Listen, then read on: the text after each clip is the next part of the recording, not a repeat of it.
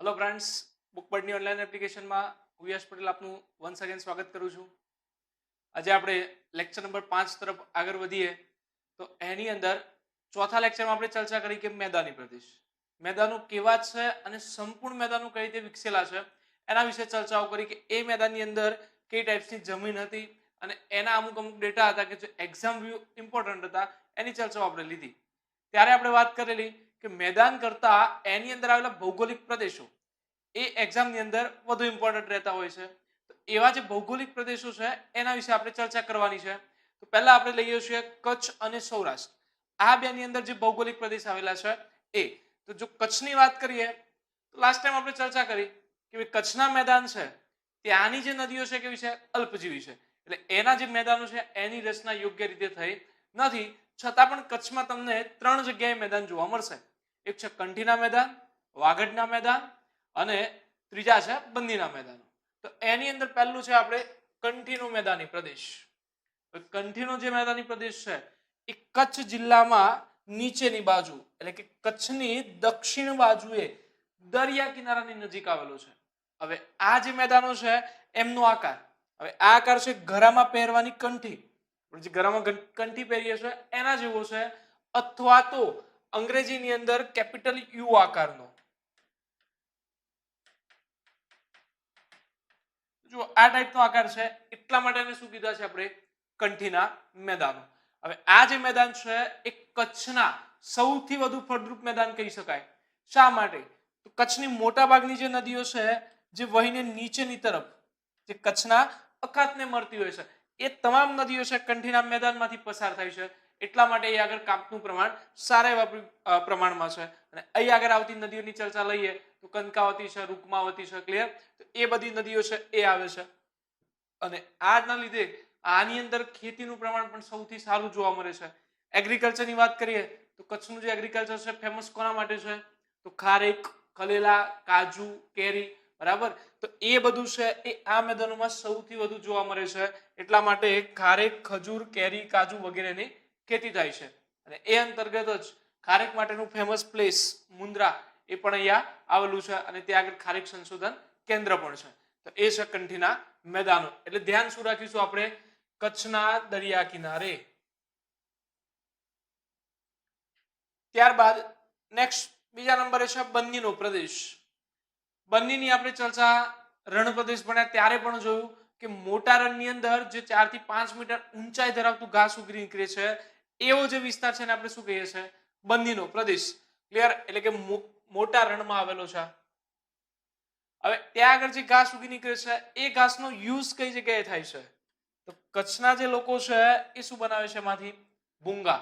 કચ્છના લોકોનું જે રહેઠાણ છે એ ભૂંગા, તો એની અંદર બન્નીના ઘાસનો યુઝ કરે છે. અને આવા 7 થી 8 ભૂંગાનો સમૂહ ભેગો થાય એટલે શું બની જાય છે? વાંઢ. તો આપણે જે ઝૂંપડા છે એને કહીશું ભૂંગા અને આવા ભૂંગાઓના સમૂહને કહીશું વાંઢ. ત્યારબાદ આ વિસ્તારનું ફેમસ છે બન્ની જાતની ભેંસો. હવે આ ભેંસો છે એમને પણ રાષ્ટ્રીય માન્યતા પ્રાપ્ત થયેલી છે. અને આ ભેંસ એની ખાસિયત કઈ છે?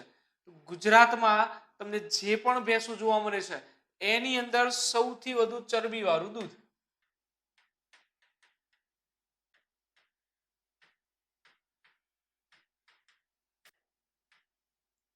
એટલે કે આનું જે દૂધ છે એની અંદર ફેટનું પ્રમાણ સૌથી વધુ રહેલું છે, બરાબર. એટલે અન્ય ભેંસોની સરખામણીએ જો બંનેનું દૂધ પીતા હશો તો કેવા હશો આપણે? થોડાક બોડીમાં હેલ્ધી રહીશું, કારણ કે એની અંદર ફેટનું પ્રમાણ છે કેવું રહેશે? વધુ રહેશે. તો એ છે બંદીનો વિસ્તાર. ત્યાંથી આગળ વધીએ તો આવે છે વાગડનું મેદાન.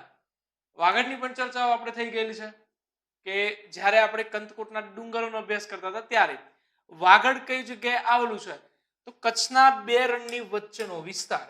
અહીંયા છે તમારું મોટું રણ અને અહીંયા આવેલું છે નાનું રણ. આ 2 રણ વચ્ચેનો જે મેદાની ભાગ જેવો વિસ્તાર છે એને આપણે શું કહીએ છીએ? વાગડના મેદાનો. અને આ જ વાગડના મેદાનમાં આવેલા છે કંથકોટના ડુંગરો અને એની બાજુમાં છે અધોઈની ટેકરીઓ. ક્લિયર? હવે આ જે કંથકોટના ડુંગર છે એ ઇતિહાસની દ્રષ્ટિએ ઇમ્પોર્ટન્ટ છે.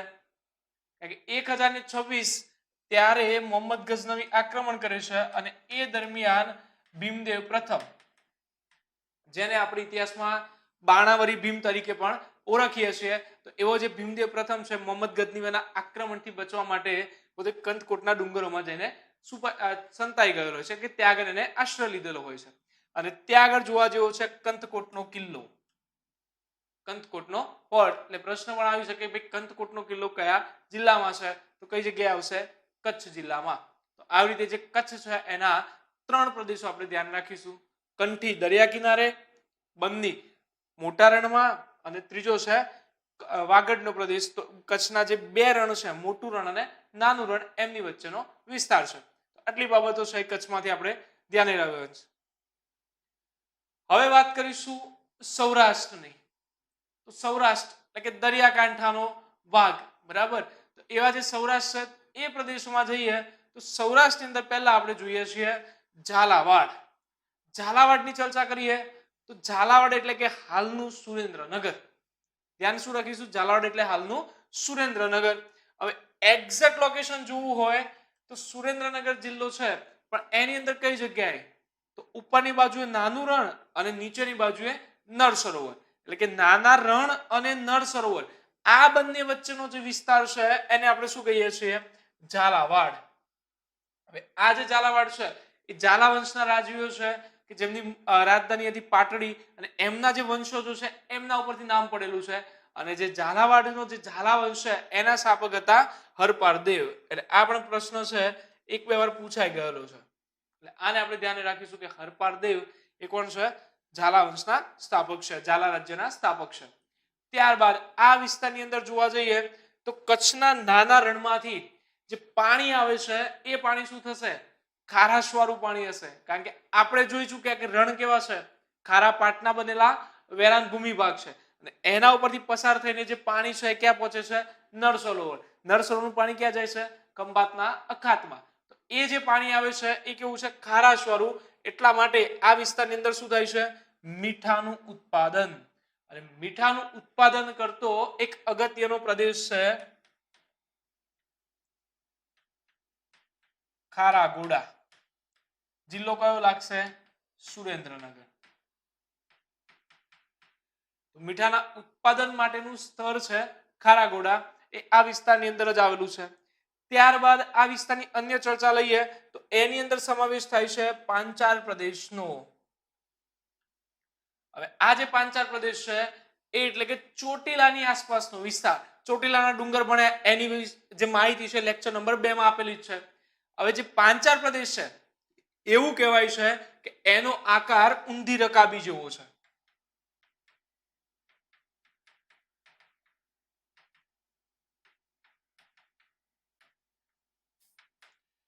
ઊંધી રકાબી જેવો આકાર છે, એટલે કે આ રીતનો છે. એટલે એની અંદર જેટલું પણ વરસાદ આવે છે બધું પાણી શું થાય છે? વહીને સાઈડોમાં જતું રહે છે. હવે પાંચાળ ભૂમિ છે એની પાછળ ઘણા બધા રીઝન રહેલા છે. હવે આ જે પાંચાળ પ્રદેશ છે એવું કહેવાય છે કે ભાઈ 5 ઋષિઓ, અને એ 5 ઋષિઓના નામ છે કણવ, ગાલવ, ઓતિથ્ય, અંગીરા અને બૃહસ્પતિ. આવા જે 5 ઋષિઓ હતા, કર્ણવ, ગાલવ, ઓતિથ્ય, અંગીરા અને બૃહસ્પતિ, તો આવા જે 5 ઋષિ મુનિઓ હતા એમના દ્વારા પવિત્ર કરાયેલી જમીન એટલે કહેવાય છે પાંચાળ પ્રદેશ. ધેટ મીન્સ ચોટીલાની આસપાસનો વિસ્તાર. અને આ પ્રદેશની વાત કરીએ તો અહીંયાથી તમને મુરી તાલુકો જે છે ત્યાંથી સૌથી વધુ પ્રમાણમાં શું પ્રાપ્ત થાય છે? Fire clay. ઝાલાવાડની અંદર મુરીમાંથી પ્રાપ્ત થશે ફાયર ક્લે. ફાયર ક્લે એટલે કે અગ્નિજીત માટી. ક્લિયર? અને ત્યારબાદ અન્ય એક વિસ્તાર પણ આપણે ધ્યાન રાખીશું કે વાસુકી નાગની ભૂમિ.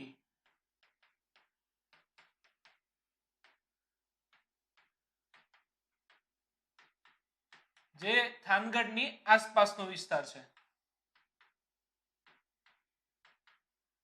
થાનગઢ જે પેડા અને સિરામિક ઉદ્યોગ માટેનું ખૂબ જ જાણીતું એવું છે, એની આસપાસનો પ્રદેશ એને શું કહેવાય છે? વાસુકી નાગની ભૂમિ. અને એ પણ છે એ ઝાલાવાડ વિસ્તાર છે એની અંદરનો જે પ્રદેશ છે. ટોટલ ઝાલાવાડની આપણે 3 બાબતો થઈ. નાના રણ અને નળ સરોવર વચ્ચે સુરેન્દ્રનગર વિસ્તાર એટલે ઝાલાવાડ, ચોટીલાની આસપાસનો પ્રદેશ એટલે પાંચાળ પ્રદેશ, અને થાનગઢની આસપાસની વિસ્તાર એટલે એને કહેવાય છે વાસુકી નાગની ભૂમિ. તો આટલી બાબતો છે આપણે ત્યાંથી ધ્યાને રાખવા જેવી છે. નેક્સ્ટ બીજો પ્રદેશ જોઈશું તો એ છે ગોહિલવાડ. ગોહિલવાડ એટલે કે હાલનું ભાવનગર અને એક્ઝેક્ટ લોકેશન જોવું હોય તો બે નદીઓ ઘેલો અને શેત્રુંજી. તો ઘેલો અને શેત્રુંજી નદી વચ્ચે ભાવનગર જિલ્લાનો જે વિસ્તાર છે એને આપણે શું કહીશું? ગોહિલવાડ. હવે આ જે ગોહિલવાડ છે એ ગોહિલ વંશના આજીવો પરથી પડ્યા છે જેના સ્થાપક હતા સેજકજી ગોહિલ.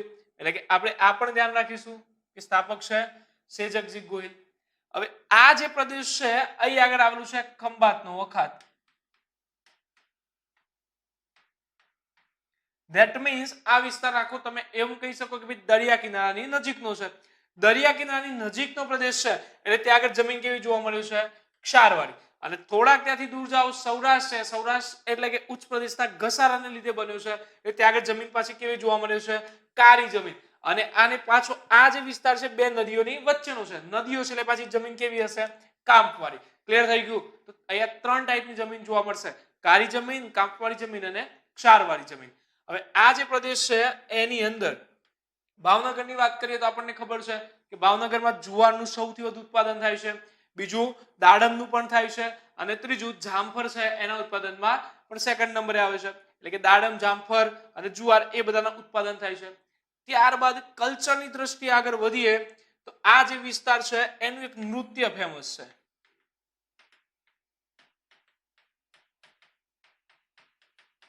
ડોલો રાણો. હવે આ જે નૃત્ય છે એ અહીં આગળ પાકની લણણી સમયે કરવામાં આવતું હોય છે. અને આ જે ડોલોના નૃત્ય છે એની અંદર ખાસ કરીને ઘોઘા સર્કસ મંડળી છે એ ખૂબ જ પ્રખ્યાત છે.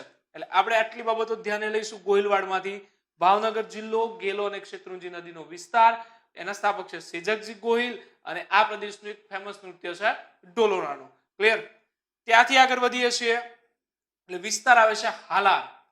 હાલાર એટલે બરડા ડુંગર થી દેવભૂમિ દ્વારકા અને પોરબંદરનો થોડો ઘણો વિસ્તાર એ બધાને શું કહેવાય છે? હાલાર પ્રદેશ. અને આ જે પ્રદેશ છે એ છેક જામનગર સુધી પણ વિસ્તરેલો છે. એટલે કે દ્વારકા, જામનગર અને પોરબંદર આ ત્રણેયની બોર્ડર. ધેટ મીન્સ આપણે એવું કહી શકીએ કે બરડા ડુંગરનો જે વિસ્તાર છે એ પ્રદેશને કહેવાય છે હાલાર પ્રદેશ.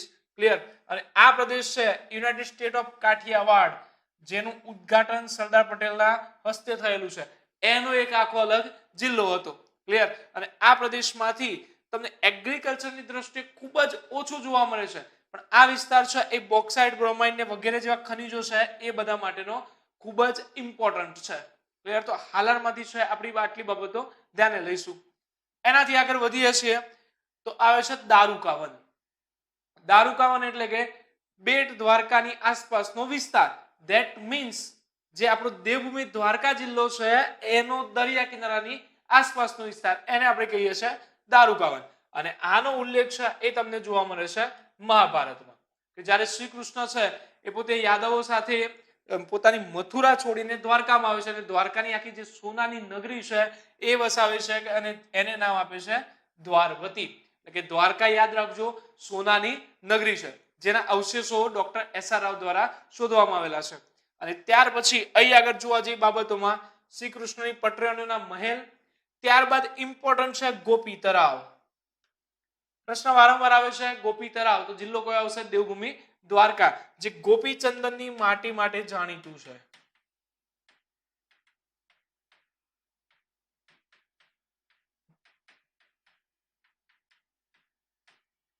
ત્યારબાદ છે નાગેશ્વર જ્યોતિર્લિંગ. 12 જ્યોતિર્લિંગો જે ઇમ્પોર્ટન્ટ છે એ પૈકી ગુજરાતમાં આવેલા બે, સોમનાથ અને બીજું છે નાગેશ્વર. તો નાગેશ્વરનું જ્યોતિર્લિંગ એ અહીંયાથી ઇમ્પોર્ટન્ટ છે.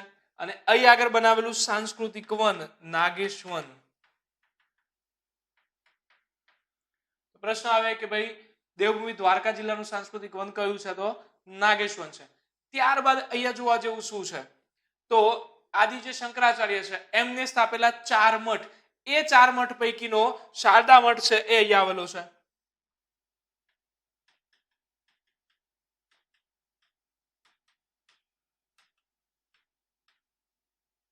ચારે 4 મઠની જો ચર્ચા લઈ લઉં તો એમને ભારતમાં ચારે દિશાઓની અંદર 4 મઠની સ્થાપના કરી છે.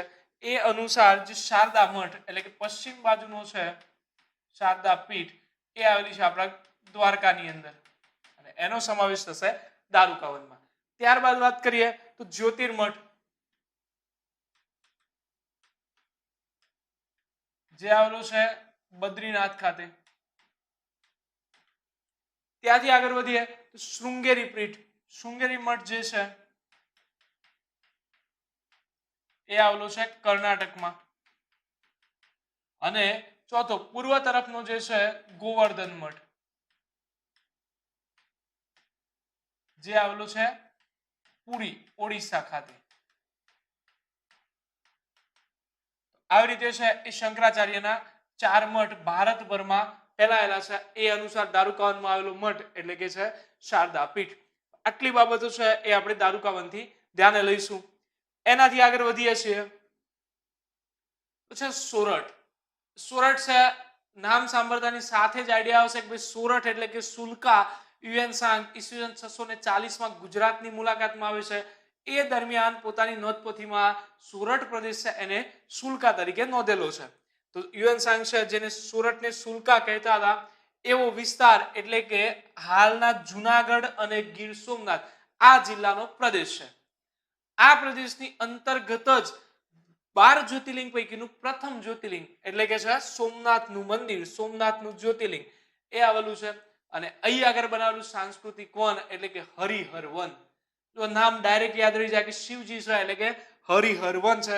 અને આ હરિહર વન છે એ સૌરાષ્ટ્રનું સૌપ્રથમ સાંસ્કૃતિક વન છે. જો ગુજરાતની વાત કરવામાં આવે તો ગુજરાતનું પ્રથમ સાંસ્કૃતિક વન છે ગાંધીનગરમાં આવેલું પુનિત વન. પણ સૌરાષ્ટ્ર ક્ષેત્રની વાત કરવામાં આવે તો એ પૈકી સૌપ્રથમ સાંસ્કૃતિક વન બનાવ્યું છે સોમનાથ ખાતે અને એનું નામ છે હરિહર વન.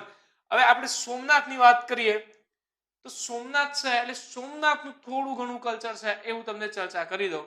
તો સોમનાથ મંદિર છે એની પાછળ કયા કયા રીઝનો રહેલા છે અને કઈ રીતે એની સ્થાપના થયેલી છે. તો સોમનાથ મંદિર છે એનું મુખ્ય છે એ સોમે બંધાવેલું છે. સોમે જે બંધાવ્યું હતું મંદિર એ છે સોનાનું. હવે આ મંદિર બંધાવવા પાછળની ઘટના કઈ છે તો દક્ષ પ્રજાપતિ છે એમની 27 પુત્રીઓ કે જે ચંદ્ર, સોમ છે ધેટ મીન્સ ચંદ્ર, એ ચંદ્ર સાથે પરણાયેલી હોય છે અને ચંદ્રને પોતે 27 રાણીઓ હોય છે. એ 27 રાણીઓ એટલે કે હાલના આપણે જે નક્ષત્ર કહીએ છીએ એ પૈકી એક રાણીનું નામ છે રોહિણી. આ જે ચંદ્ર છે એ સંપૂર્ણપણે પોતાનો સંપૂર્ણ જે પ્રેમ છે અને આ બધું જ છે એ કોને કરતા હતા રોહિણીને. અને બાકી બધા છે એમને થોડું ઘણું કરતા હતા. એટલા માટે દક્ષ પ્રજાપતિને એમની ફરિયાદ થાય છે. ત્યાર પછી એ પોતે શ્રાપ આપે છે અને એના અનુસાર ચંદ્ર છે એનું પોતાનું તેજ છે એ ઘટતું જાય છે. અને એ ચંદ્ર છે ભગવાન શિવજીની આરાધના કરે છે અને એક લિંગની સ્થાપના કરે છે. અને ત્યારબાદ એનું તેજ છે એ 15 દિવસ ધીમે ધીમે વધતું જાય છે અને 15 દિવસ પાછું ઘટતું જાય છે. અને એના અંતર્ગત જ આપણે જે સુદ અને વધ થઈ રહી છે એ અહીંયા સંકળાયેલું છે. ત્યારબાદ રાવણ દ્વારા આ જે મંદિર છે એ ચાંદીનું બનાવવામાં આવે છે. રાવણ પછીના સમયમાં કૃષ્ણ દ્વારા છે એ મંદિર સુખડના લાકડાનું. અને એના પછી કળિયુગમાં વાત કરીએ તો કળિયુગની અંદર તો ઘણા બધાએ બંધાવ્યું છે. એ પૈકી ઇમ્પોર્ટન્ટ છે ભીમદેવ પ્રથમ એને કારા પથ્થરોનું જે 1027ની સાલમાં 1026 આક્રમણ થાય છે એના પછી. અને બીજો એક છે નાગભટ્ટ બીજો જેને બંધાવેલું છે લાલ પથ્થરમાંથી ઈસવીસન 815 ની આસપાસ. ક્લિયર? તો આ જે છે એટલી બાબતો આપણે મંદિરમાંથી ધ્યાને લઈશું.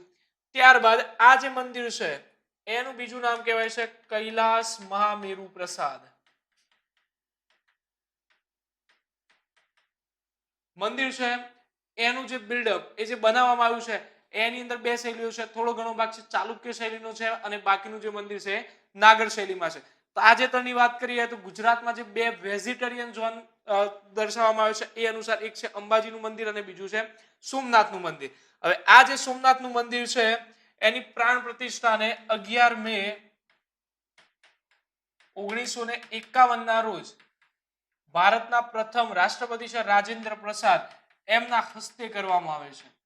સોમનાથ મંદિર છે એ સ્ટેટ ઓફ કાઠિયાવાડનું ઉદ્ઘાટન કરવા દરમિયાન જે સરદાર વલ્લભભાઈ પટેલ ગયા હોય છે અને એમને આ મંદિરની મુલાકાત લીધી અને ત્યારબાદ એનો જીર્ણોદ્ધાર કરવાનું જે સ્વપ્ન છે સરદાર પટેલે સેવ્યું હોય છે અને એના અંતર્ગત 11 મે 1951 ના રોજ રાજેન્દ્ર પ્રસાદના હસ્તે આનું શિલાન્યાસ કરવામાં આવ્યો છે. ત્યારબાદ આ જે મંદિર છે એનું મુખ્ય દ્વાર છે એને નામ આપવામાં આવ્યું છે દિગ્વિજય દ્વાર.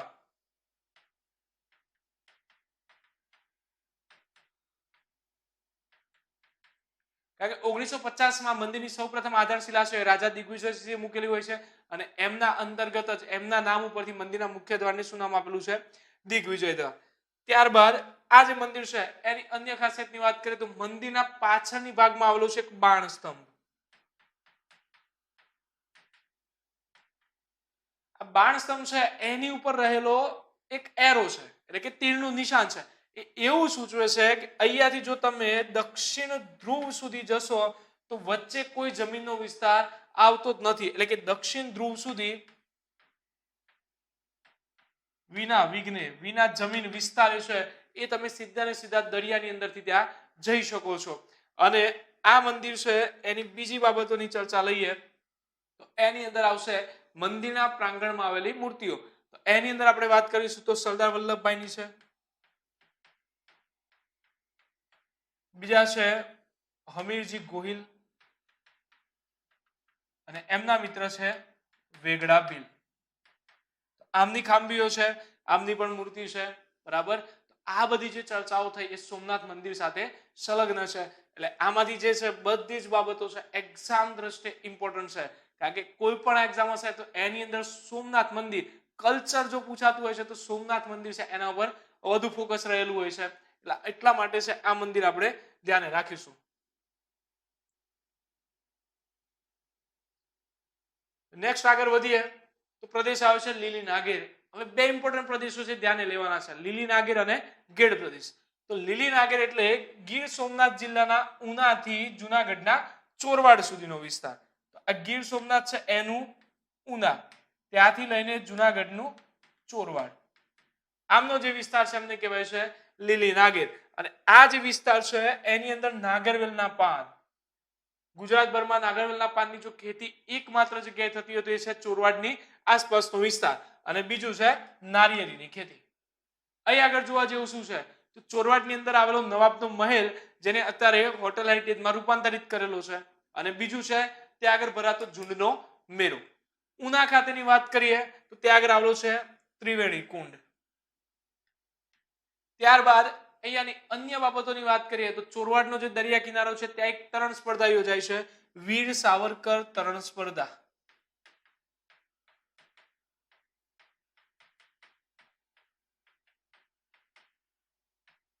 જે ચોરવાડનો આસપાસનો દરિયા કિનારો છે ત્યાં આગળ યોજાય છે. અને આ પ્રદેશનું જો એક નૃત્ય કલ્ચરની દ્રષ્ટિએ વાત કરીએ તો એક નૃત્ય ઇમ્પોર્ટન્ટ છે ટીપની નૃત્ય. ચોરવાડ અને ખારવડની બહેનો છે એમની દ્વારા કરવામાં આવતું છે નૃત્ય ટીપની નૃત્ય. આમાંથી લીલી નાગેર પ્રદેશ છે ત્યાંથી આપણે એટલી બાબતો ધ્યાને લઈશું કે ભાઈ ગીર સોમનાથના ઉનાથી ચોરવાડનો વિસ્તાર છે, ચોરવાડમાં જોવા જેવું શું છે તો નવાબનો મહેલ અને ઝૂંડનો મેળો. ત્યારબાદ ત્યાં આગળ જે દરિયા કિનારો છે ત્યાં યોજાતી સ્પર્ધા એટલે કે વીર સાવરકર તરણ સ્પર્ધા યોજના. આ પ્રદેશનું કલ્ચર તો ટીપની નૃત્ય અને ઉના ખાતે આવેલો ત્રિવેણી કુંડ. એનાથી આગળ વધીએ તો છે ગેડ પ્રદેશ. ગેડ એટલે જુનાગઢના માણાવદરથી પોરબંદરના નવી બંદર સુધીનો પ્રદેશ, કે માણાવદરથી લઈને નવી બંદર સુધીનો વિસ્તાર. હવે ગેડ છે, ગેડનો મતલબ શું છે તો નીચાણવાળો ભૂમિભાગ, આટલું આપણે ધ્યાને લઈશું. ગેડ એટલે શું છે નીચાણવાળો ભૂમિભાગ. હવે નીચાણવાળો ભાગ છે એટલે ત્યાં આગળ શું થશે ચોમાસા દરમિયાન પાણી ભરાશે અને જે જમીન વિસ્તાર પાણીને રોકે છે એટલે આપણે એવું કહીએ કે ભાઈ લઘુનની રચના થઈ છે. તો એવા જે લઘુન છે એ અહીંયા જોવા મળે છે, ચોમાસા દરમિયાન પાણી ભરાય છે અને પછી જમીન ફળદ્રુપ થાય છે એમાં મગફળીનું ઉત્પાદન વધુ લેવાય છે. ક્લિયર? આ બાબત છે આપણે ધ્યાને લઈશું કે ભાઈ ગેડ પ્રદેશ. એનાથી આગળ વધીએ તો સૌરાષ્ટ્રના બીજા બે વિસ્તાર છે એ આપણે ધ્યાને રાખવાના છે. એક છે કનેર અને બીજો છે બાબરિયો પંથક.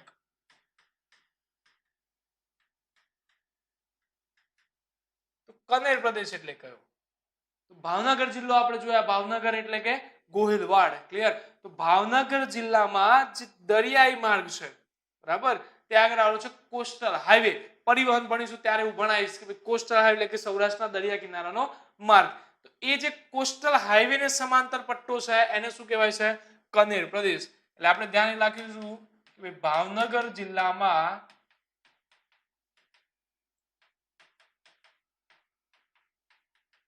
કોસ્ટલ હાઈવે ને એટલે કે કોસ્ટલ હાઈવે જે આવેલો છે એની સમાંતર દરિયા કિનારાનો પટ્ટો કાં તો દરિયા કિનારાનો વિસ્તાર, એને આપણે કહીએ છીએ કનેર પ્રદેશ. અને આ પ્રદેશ છે એની અંદર યુકેલિપ્ટસ એટલે કે નીલગિરીના વૃક્ષો છે એ પણ તમને વધુ જોવા મળે છે. અને ત્યાર પછી છે બાબળિયો પંથક. તો બાબળિયો પંથક એટલે સોરઠ અને ગોહિલવાડ આમની વચ્ચેનો જે વિસ્તાર છે, સોરઠ એટલે કે જુનાગઢ અને ગીર સોમનાથ, ગોહિલવાડ એટલે ભાવનગર, એમની વચ્ચેનો જે વિસ્તાર છે એને કહેવાય છે બાબળિયો પંથક. ટોટલ સૌરાષ્ટ્રમાંથી આપણે કેટલા પ્રદેશો ભણ્યા? તો પહેલા આપણે લઈ લેવાનું ઝાલાવાડ અને ગોહિલવાડ. ત્યાર પછી દ્વારકા બાજુ જઈએ એટલે કે હાલાર અને દારૂકાવન. ત્યાંથી પછી નીચે આવે એટલે લીલીનાગેર અને ગેડ. લીલીનાગેર અને ગેડ પતિની બાજુમાં જઈએ એટલે સોરઠ. અને સોરઠ પછી આવશે બે કનેર અને બાબળિયો પંથક. આટલાની તમે અભ્યાસ કરો છો એટલે તમારા કચ્છ અને સૌરાષ્ટ્ર એના જે ભૂમિભાગ છે, એના જે વિસ્તારો છે એ તમારા ક્લિયર થઈ જશે. કચ્છ અને સૌરાષ્ટ્ર આના જે ભૌગોલિક પ્રદેશો હતા એ આપણે પૂર્ણ કર્યા. હવે નેક્સ્ટ આગળ વધી રહ્યા છીએ ઉત્તર ગુજરાતના ભૌગોલિક પ્રદેશો તરફ.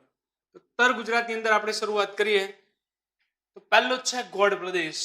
ગોળની ચર્ચા આપણે કરી હતી કે ઉત્તર ગુજરાતના મેદાનો જોયા ત્યારે ઊંચાણ ધરાવતો એટલે કે ટેકરા જેવા જે ભાગ આવેલા છે એને શું કહીએ છીએ? ગોળ. અને બેઝિકલી આ વિસ્તાર છે એ બનાસકાંઠા જે જિલ્લો છે, બનાસકાંઠા જિલ્લાની પશ્ચિમ બાજુએ અને કચ્છની પૂર્વ બાજુએ આવેલા છે.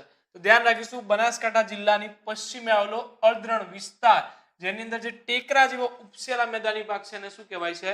ગોળ પ્રદેશ. હવે આ જે પ્રદેશ છે એ બાજુમાં આવેલું છે કચ્છ. કચ્છની સાથે સંકળાયેલો છે એટલા માટે કેવું હશે? રેતાળ હશે. તો કચ્છની સાથે જોડાયેલો હોવાથી રેતાળ. બીજું કે ભાઈ કચ્છના રણ છે કેવા છે? ખારાપટના મેદાન છે, બરાબર. તો ખારાપટના મેદાન છે એટલા માટે ત્યાં શું જોવા મળશે? ખારાશ જોવા મળશે. અને આપણે બધાને જ ખબર છે કે ભાઈ જેમ જેમ ઉપર જઈએ છીએ, અહીંયા આવી ગયું રાજસ્થાનનું રણ, અહીંયા છે કચ્છનું રણ, એટલે ત્યાંની જે હવા છે કેવી હશે? શુષ્ક, બરાબર. હવા શુષ્ક છે અને વરસાદનું પ્રમાણ કેવું છે? ઓછું છે. અને બનાસકાંઠાની વાત કરવામાં આવે તો બે પાકો માટે ઇમ્પોર્ટન્ટ છે, બટાકા અને બાજરી. તો આ વિસ્તાર છે એ બટાકા અને બાજરીની ખેતી માટે ઇમ્પોર્ટન્ટ છે. આપણે ધ્યાને શું રાખવા જેવું છે? તો ગોળ પ્રદેશ એટલે કયો? તો બનાસકાંઠા જિલ્લાની પશ્ચિમે આવેલો ટેકરા જેવા ભાગ ધરાવતા જે ભૂમિ ભાગ છે જેની અંદર અર્ધરણ વિસ્તાર છે એવા પ્રદેશને શું કહીએ છીએ? ગોળ પ્રદેશ. એનાથી આગળ વધીએ સેકન્ડ છે વઢિયાર પ્રદેશ. તો વઢિયાર એટલે પાટણ અને બનાસકાંઠા. પાટણ અને બનાસકાંઠા જેની અંદર બનાસ અને સરસ્વતી નદી વચ્ચેનો વિસ્તાર. નદીઓના નામ ખાસ ધ્યાન રાખજો, ત્રણ નદીઓ છે આવી રીતે જતી હોય છે, બનાસ, સરસ્વતી અને રૂપેણ.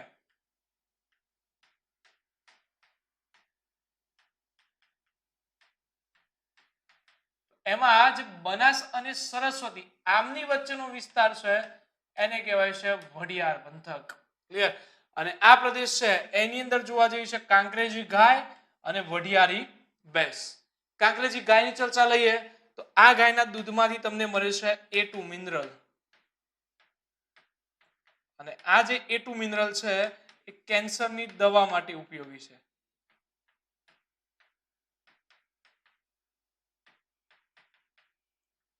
અહીંયાથી આટલી બાબત ધ્યાન રાખીશું. અને આ પ્રદેશનું સૌથી ઇમ્પોર્ટન્ટ છે વરાણા ખાતે આવેલું ખોડિયાર માતાનું મંદિર.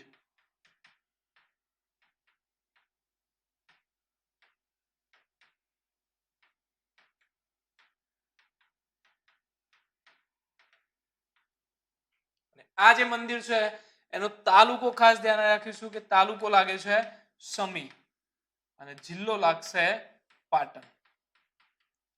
તો પાટણ જિલ્લામાં જે વરાણા ખાતે આવેલું છે ખોડિયાર માતાનું મંદિર એ વઢિયાર પ્રદેશનું ખાસ ઇમ્પોર્ટન્ટ છે અને અહીં આગળ વરાણાનો મેળો પણ ભરાય છે. અને આ પ્રશ્ન છે ઘણી વાર એક્ઝામમાં તમને કલ્ચર રિલેટેડ પૂછી નાખે છે. ત્યાંથી આપણે આગળ જઈ રહ્યા છીએ. તો હવે આવશે ગઢવાડા. હવે પ્રોપરલી મહેસાણા જિલ્લાની અંદર આપણે એન્ટ્રી કરી છે. તો ગઢવાડા એટલે જે સતલાસના તાલુકો છે, મહેસાણાનો સતલાસના તાલુકો, એની આસપાસનો વિસ્તાર. તો આટલું ધ્યાન રાખવાનું છે, સતલાસના તાલુકાનો પ્રદેશ એટલે ગઢવાડા. અને અહીં આગળની જે જમીન ને બધું છે એ કેવું છે? ફળદ્રુપ છે. કારણ કે અહીંયા જે નદીઓનું પ્રમાણ છે એ સારા એવું છે અને એ ફળદ્રુપ જમીન છે, પ્લસ વરસાદનું પ્રમાણ છે એ પણ થોડું એક વધી જાય છે, 50 થી 60 સેન્ટીમીટર છે. અને આ જે વિસ્તાર છે એ ઘઉંના વાવેતર માટે ઉપયોગી છે. આપણે આટલી બાબત ધ્યાને લેવાની છે. ગઢવાડા એટલે સતલાસના તાલુકાનો વિસ્તાર. બસ એક્ઝામની દ્રષ્ટિએ એટલું ઇમ્પોર્ટન્ટ રહેશે. ત્યાંથી આગળ જઈએ એટલે છે ચુવાર પ્રદેશ. ચુવાર એટલે સેમ પાછું મહેસાણાનો જ છે. ચુવાર એટલે કે બેચરાજીની આસપાસનો વિસ્તાર. તો મહેસાણા તાલુકામાં બેચરાજીની આસપાસનો વિસ્તાર એને કહીશું આપણે ચુવાર પ્રદેશ. હવે આ જે જમીન છે એની અંદર ટ્યુબવેલ અને પાતાળ કુવાઓ વધુ પ્રમાણમાં છે અને વધુ ઊંડાઈથી સિંચાઈ કરવામાં આવે છે. તમે જેમ જેમ ઊંડાઈ જશો એમ ક્ષારનું પ્રમાણ પાછું વધતું જાય છે અને વધુ ઊંડાઈથી સિંચાઈ કરવામાં આવી છે અને એ પાણી પાછું જમીન સપાટી ઉપર આવ્યું એટલા માટે ત્યાં આગળ જમીન ઉપર શું જોવા મળે છે? ક્ષારનું પ્રમાણ જોવા મળે છે. અને એ ક્ષાર વધવાને લીધે અહીંયાની જે જમીન છે એમાં ફળદ્રુપતામાં ઘટાડો થયેલો છે. અને અહીં આગળ આવેલું છે બેચરાજી. બેચરાજીનું જે મંદિર છે એ ખાસ ઇમ્પોર્ટન્ટ છે. અને બેચરાજી એટલે કિન્નરોની ગાદી.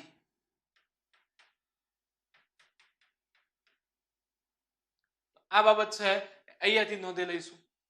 ત્યાંથી આગળ વધીએ છીએ એટલે પ્રદેશ છે થોર. થોર પ્રદેશ એટલે કડી તાલુકો, જિલ્લો મહેસાણા, એમાં થોર જે પક્ષી અભયારણ્ય છે એની આસપાસના વિસ્તારની વાત છે. એટલે કે કડી તાલુકો, મહેસાણા જિલ્લો અને થોર અભયારણ્ય છે એની આસપાસનો વિસ્તાર છે. હવે આ જે થોર છે એને 2012માં ગેમ રિઝર્વ તરીકે જાહેર કરાયેલું છે. તો 2012 થોર ખાતે ગેમ રિઝર્વની સ્થાપના. અહીંયાથી આપણે આટલી બાબત ધ્યાને લેવાની. એનાથી આગળ જઈએ છીએ ખાખરીયો ટપ્પો. હવે અહીંયા ભૂલ ના થવી જોઈએ. મહેસાણાનું કડી, ગાંધીનગરનું કલોલ. જો તમે ભૌગોલિક પ્રદેશો ભણો છો, જીઓગ્રાફી ભણશો, તમને એક ફાયદો થશે. તાલુકા એક્ઝામમાં તાલુકા વારંવાર પૂછાતા હોય છે. તો તમે જીઓગ્રાફીના 12 લેક્ચર પૂરા કરશો તમને બેઝિકલી ઘણા બધા તાલુકા છે એ મૌખિક યાદ થઈ જશે. બરાબર? તો આપણે ધ્યાન શું રાખીશું? મહેસાણાનો કડી અને ગાંધીનગરનો કલોલ, એમની વચ્ચેનો વિસ્તાર છે કે જ્યાં ખાખરાના વૃક્ષો વધુ એવા જોવા મળે છે, એવા પ્રદેશને કહેવાય છે ખાખરીયો ટપ્પો. અને આ વિસ્તાર છે એની અંદર ખનિજ તેલના ભંડાર આવેલા છે.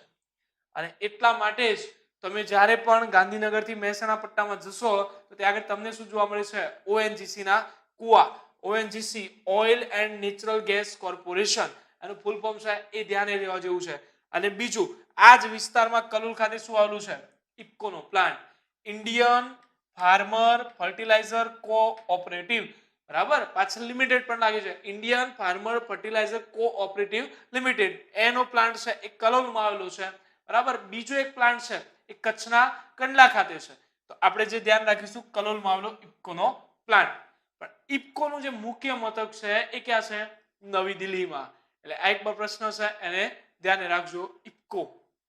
ત્યાંથી આગળ જઈએ તો જે પોશીના પટ્ટો. સાબરકાંઠા જિલ્લામાં જે પોશીના તાલુકો આવેલો છે અને બેઝિકલી ત્યાં આગળ આદિવાસી ST ની વસ્તી છે વધુ છે અને એ વિસ્તાર છે એને કહેવાય છે પોશીના પટ્ટો, જે જંગલી ઔષધિ માટે જાણીતો છે. અને અહીંયા કલ્ચર રિલેટેડ વાત કરીએ તો એક અહીંયાનો સૌથી ફેમસ મેળો છે ચિત્ર વિચિત્રનો મેળો,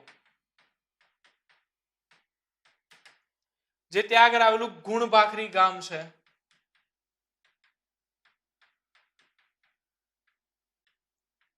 તાલુકો લાગશે પોશીના અને જિલ્લો લાગશે સાબરકાંઠા. સાબરકાંઠાના પોશીના તાલુકાના ગુણભાખરી ગામે ચિત્ર વિચિત્રનો મેળો ભરાય છે, જે આગળ 3 નદીનો સંગમ થતો હોય છે, સાબરમતી, આકુર અને વ્યાકુર. આવી 3 નદીઓના સંગમ ઉપર ચિત્ર વિચિત્રનો મેળો ભરાય છે. રાજા શાંતનુના 2 પુત્રો છે ચિત્ર અને વિચિત્ર, એમની યાદમાં આ મેળો ભરાવવામાં આવતો હોય છે. અને આ મેળાની ખાસિયત છે હાડ ગારવાની વિધિ, એટલે કે પોતાના સ્વજનોને યાદ કરીને ત્યાં આગળ રડવાનો ને એવું બધો રિવાજ છે. એટલે કે આ મેળાની અંદર પોતાના જે સ્વજનો છે એમને યાદ કરવામાં આવે છે, બરાબર. અને અહીંયા પાન ખવડાવવાનો રિવાજ પણ જોવા મળે છે. તો આ એક કલ્ચર છે, એ પૂછના પટ્ટામાંથી ધ્યાને રાખીશું. એનાથી આગળ છે બાલકાંઠો. તો બાલકાંઠો આપણે બેઝિકલી ગઈકાલ લાસ્ટ લેક્ચરમાં જોઈ ચૂક્યા કે બાલ પ્રદેશ છે. બાલ પ્રદેશ એટલે કઈ જગ્યાએ આવેલો છે? અમદાવાદમાં નીચેની બાજુએ, ભાવનગરથી ઉપરની બાજુએ, બોટાદથી સાઈડમાં. એટલે જુઓ, તમે ડાયરેક્શન લગાવી હોય તો આ રીતે અહીંયા અમદાવાદ હશે, નીચે હશે ભાવનગર, અને અહીંયા હશે બોટાદ. અમદાવાદથી ગણીએ તો કઈ દિશા આવશે? દક્ષિણ પશ્ચિમ. ભાવનગરથી ગણીએ તો કઈ દિશા આવશે? ઉત્તર. અને બોટાદથી ગણીએ તો કઈ દિશા આવશે? પૂર્વ. તો એમાં આવેલો જે વિસ્તાર છે એને કહેવાય છે બાલ પ્રદેશ. હવે આ જે બાલ પ્રદેશ છે એ બેઝિકલી દરિયાકાંઠે આવેલું છે, અને દરિયાકાંઠે આવેલો હોવાથી ત્યાં આગળ શું જોવા મળે છે? ખારો પટ જોવા મળે છે. પણ ચોમાસા દરમિયાન નદીઓના પાણી આવે છે એટલે એની જે જમીન છે એ કેવી બને છે? ચીકણી અને કાળી જમીન, જે ઘઉં માટે ઇમ્પોર્ટન્ટ છે. અને આની અંદર જે ઘઉં થાય છે એને કહેવાય છે બાલિયા ઘઉં. અને અન્ય જે જાત છે એને કહેવાય છે દાઉદ ખાની. એટલે કે બાલિયા, દાઉદ ખાની, ચાસિયા, આ બધા જે ઘઉં છે એ ત્યાં આગળ થાય છે. આના સિવાય ગુજરાતના જે અન્ય પ્રદેશમાં ઘઉં થાય છે એને કહેવાય છે હાંસિયા ઘઉં. એટલે આ જે ઘઉંની બાબતો છે એ આપણે ધ્યાને રાખવાની છે. જે બાલ પ્રદેશ છે એ વૃક્ષ વિહીન પટ્ટો છે. આખો ત્યાં આગળ કોઈ વૃક્ષો જોવા જ નથી મળતા, અને એટલા માટે જ બાલ માટે કહેવત છે કે જો કપારમાં ઉગે વાર તો બાલમાં ઉગે ઝાડ. ક્લિયર? તો એવો જે બાલકાંઠો છે એની આપણે ચર્ચા લીધી. નેક્સ્ટ જોઈએ તો એ છે નરકાંઠો. હવે નરકાંઠાની વાત કરીએ તો નળ સરોવર અને સાબરમતી નદી વચ્ચેનો વિસ્તાર, એટલે કે નળ સરોવરથી નીચેનો ભાગ છે અને સાબરમતીથી ઉપરનો ભાગ છે. હવે આ જે પ્રદેશ છે એનું કલ્ચર ઇમ્પોર્ટન્ટ છે. આની અંદર આવેલું છે પઢાર નૃત્ય. આ જે પઢાર નૃત્ય છે એની અંદર ખાસ કરીને મંજીરા લઈને આ જે ગોળ ગોળ ફરીને નૃત્ય કરવામાં આવતું હોય છે. અને એ નૃત્યમાં પછી અમુક સમય પગના ઘૂંટણીએ બેસવામાં આવે છે, નીચે ઊંઘીને પણ મંજીરા છે એ વગાડવામાં આવતા હોય છે. અને આવું જે કલ્ચરની દ્રષ્ટિએ ઇમ્પોર્ટન્ટ છે એવું પઢાર નૃત્ય આવેલું છે. અને બીજું છે અહીંયા નળ સરોવર. નળ સરોવરની ચર્ચા લઈ લઈએ તો એનું કુલ ક્ષેત્રફળ જો ગણવામાં આવે તો એ થાય છે 120.82 ચોરસ કિલોમીટર જેટલું. હવે નળ સરોવર છે એની ઊંડાઈ છે વધુ જોવા મળતી નથી. એનો મોટો ટાપુ એટલે કે ભાઈ ચારે બાજુ પાણીથી ઘેરાયેલો પ્રદેશ, તો એ છે પાનવડ. આ જે નળ સરોવર છે એને 2012માં રામસર સાઇટ જાહેર કરાયેલું છે. રામસર સાઇટ ગુજરાતની એકમાત્ર રામસર સાઇટ, આદ્ર ભૂમિ, બરાબર, વેટલેન્ડ ભૂમિ, તો એ છે નળ સરોવર. આ જે રામસર છે એ છીછરા પાણીના જે કોઈ પણ પ્રદેશો છે એમનું સંરક્ષણ કરવા માટેનું બનાવેલું છે. રામસર ઈરાનનું એક શહેર છે રામસર. ત્યાં આગળ જે સંમેલન ભરાણું અને એમાં જે સાઇટો નક્કી થઈ છે એને કહેવામાં આવે છે રામસર સાઇટો. અને ગુજરાતની અંદર એકમાત્ર રામસર સાઇટ કઈ છે? તો નળ સરોવર. તો આ બધી ખાસિયતો છે એ નળ સરોવરની ધ્યાને રાખીશું. ત્યાંથી આગળ જઈએ છીએ તો આવે છે માર પ્રદેશ. હવે આપણે જઈ રહ્યા છીએ મધ્ય ગુજરાતમાં. તો મધ્ય ગુજરાતના જે વિસ્તારો છે ખેડા, આણંદ ને એ બધા, ત્યાંથી ખાસ ઇમ્પોર્ટન્ટ છે. તો પહેલું શેરડી નદીની ઉત્તરનો પ્રદેશ. શેરડી નદીની ઉપરના ભાગ જે આવેલો છે એને શું કહીએ છીએ? માર પ્રદેશ. ત્યારબાદ છે ચરોતર. ચરોતર એટલે 2 નદીઓ ધ્યાને રાખીશું, મહી અને શેરડી. તો મહી અને શેરડી નદી વચ્ચે ખેડા અને આણંદ જિલ્લાનો વિસ્તાર એને આપણે કહીએ છીએ ચરોતર. અને આ ચરોતર છે એ લોએસ બેસર જમીનનો બનેલો છે. લોએસ બેસર એટલે કે મેદાનોના કાંપની. તો મેદાનોના કાંપની રેતાળ જમીનનો વિસ્તાર છે અને એની અંદર તમાકુનું ઉત્પાદન સૌથી વધુ કરાય છે. તમાકુના પણ સુકાઈ ગયા પછી સોનેરી એટલે કે સોના જેવા લાગતા હોવાથી આ પ્રદેશને શું કહેવાય છે? સોનેરી પર્ણનો મુલક, એટલે કે સોનેરી પર્ણની ભૂમિ. અને જો એગ્રીકલ્ચરની દ્રષ્ટિએ વાત કરીએ તો ગુજરાતનો સૌથી સમૃદ્ધ પ્રદેશ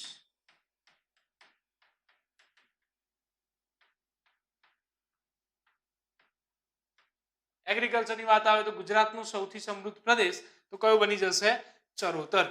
ત્યાંથી આગળ જઈએ છીએ એટલે આવે છે વાકર. તો મહી અને ઢાઢર એ બે નદીઓ છે એમની વચ્ચેનો વિસ્તાર એને શું કહેવાય છે? વાકર પ્રદેશ. ત્યાંથી આગળ છે કાનમ. તો કાનમ એટલે કે ભરૂચ જિલ્લામાં જે ઢાઢર અને નર્મદા આ બે નદીઓ છે એમની વચ્ચેનો વિસ્તાર. કાનમ છે ત્યાંની જમીન કેવી છે? ગઈકાલે લાસ્ટ લેક્ચરમાં પણ આપણે જોઈ ચૂક્યા કે ભાઈ કાળી જમીન છે અને કાળી અને કસવાળી જમીન છે એટલા માટે કપાસના પાક માટે જાણીતી છે. એટલે કપાસના ઉત્પાદન માટે જાણીતો વિસ્તાર એટલે છે કાનમ પ્રદેશ. હવે જુઓ, માર, ચરોતર, વાકર અને કાનમ એકબીજા સાથે સંકળાયેલા છે અને એની અંદર આપણે ભૂલ થવી ના જોઈએ. અહીં આગળ હું તમને બેઝિકલી જે એક્ઝામની દ્રષ્ટિએ ઇમ્પોર્ટન્ટ છે એની વાત કરી દઈએ. તો જુઓ, પહેલા ઉપરની તરફ નદી કઈ આવે છે? શેરડી નદી. શેરડીની નીચે કઈ નદી આવે છે? મહી નદી. મહીથી નીચે કઈ આવે છે? ઢાઢર નદી. અને ઢાઢરની નીચે કઈ આવે છે? નર્મદા નદી. બસ તમને આ ચાર ડાયરેક્શન ખબર હોવી જોઈએ કે નદીઓ છે કયા ક્રમમાં છે. તો કઈ રીતે છે? પહેલા આવે છે શેરડી, શેરડીની નીચે છે મહી, મહીની નીચે છે ઢાઢર, ઢાઢરની નીચે નર્મદા. શેરડીની ઉત્તરનો વિસ્તાર એને આપણે શું કહીએ છીએ? માર પ્રદેશ. શેરડી અને મહી આ બંને નદી વચ્ચેનો વિસ્તાર એને આપણે શું કહીએ છીએ? ચરોતર. ત્યારબાદ મહી અને ઢાઢર એમની વચ્ચેનો વિસ્તાર એને આપણે શું કહીએ છીએ? વાકર. અને ઢાઢર અને નર્મદા એની વચ્ચેનો વિસ્તાર એને શું કહીએ છીએ? કાનમ. આ છે એ તમારા માટે એક્ઝામની દ્રષ્ટિએ ઇમ્પોર્ટન્ટ. બાકી આપણને બધું જ આવડે છે પણ ભૂલ અહીંયા થઈ જાય છે કે ભાઈ કયો પ્રદેશ કોની વચ્ચેનો હતો. ક્લિયર છે? આટલી બાબતો ધ્યાન રાખવાની. શેરડી, મહી, ઢાઢર અને નર્મદા. શેરડીની ઉત્તરે છે માર, શેરડી અને મહી વચ્ચે છે ચરોતર, મહી અને ઢાઢર વચ્ચે વાકર અને ઢાઢર નર્મદા વચ્ચે કાનમ. બાકીની અંદરની ડિટેલ્સ છે તો તમને યાદ થઈ જશે. હવે આગળ વધીએ તો છે લાટ પ્રદેશ. તો પ્રાચીન સમયમાં આપણે ચર્ચા કરી હતી કે ભાઈ ઉત્તર ગુજરાત માટે આનર્ત શબ્દ વપરાતો હતો, દક્ષિણ ગુજરાત માટે લાટ શબ્દ વપરાતો હતો. તો દક્ષિણ ગુજરાતના જે વિસ્તાર છે એને કહેવામાં આવતા લાટ. અને આનો ઉલ્લેખ છે ટોલોમી, ક્લોડિયસ ટોલોમી એના દ્વારા લાટિકા સ્વરૂપે થયો છે.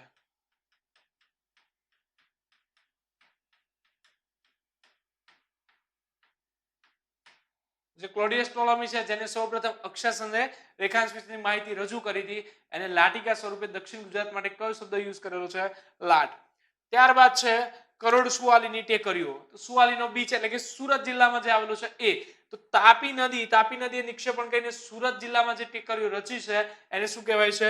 કરોડ સુવાલીની ટેકરીઓ. અને ખાસ ધ્યાન રાખીશું સુરત જિલ્લામાં. અને આ જે સુવાલીની ટેકરીઓ છે ઘણી બધી નદીઓની જગ્યાએ પણ જોવા મળે છે. એ અનુસાર મહીથી ઢાઢર નદી વચ્ચે પણ આવ્યો હોવાનું મનાય છે. પણ જે ઇમ્પોર્ટન્ટ છે એ કઈ રહેશે આપણા માટે? સુરત જિલ્લામાં. તો અહીંયાથી બે પ્રશ્નો થયા.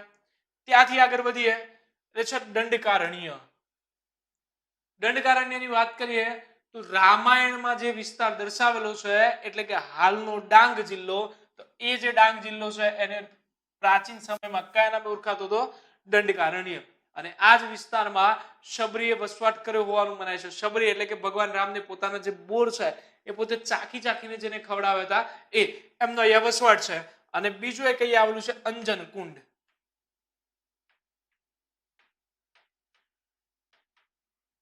અંજન કુંડ એટલે કે જે બાહુબલી હનુમાનજી એમનો જન્મ થયો હોય એવું મનાય છે. ધેટ મીન્સ હનુમાનજીનો જન્મ છે એ આપણા ડાંગની અંદર થયો હોવાનું મનાતું હોય છે. એટલે કે એવો અંજન કુંડ છે એ અહીંયા આવેલો છે. ત્યારબાદ વાત કરીએ ખારોપટ. ખારોપટ એટલે કે સમુદ્ર કિનારો હોય, ખારાશવાળા ભૂમિભાગો હોય એ બધાને શું કહેવાય? ખારોપટ. દક્ષિણ ગુજરાતની અંદર પણ આવા ખારાપટ આવેલા છે. સૌરાષ્ટ્ર અને કચ્છના દરિયા કિનારાની વાત કરીએ તો ત્યાં આગળ પણ શું આવેલું છે? ખારાપટ આવેલા છે.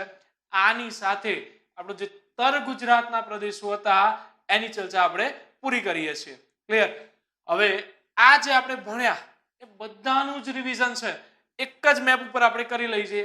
એટલે આપણને જે બેઝિક આઈડિયા આવી જાય કે કયો પ્રદેશ કઈ બાજુ હતો, કેટલું આપણને યાદ રહ્યું અને એક્ઝામમાં એ જે તમે મેપ છે એક મેપ તમારે બનાવી દેવાનો અને એ મેપથી તમે પ્રેક્ટિસ કરશો એટલે તમારું કામ છે એકદમ ઈઝી થઈ જશે.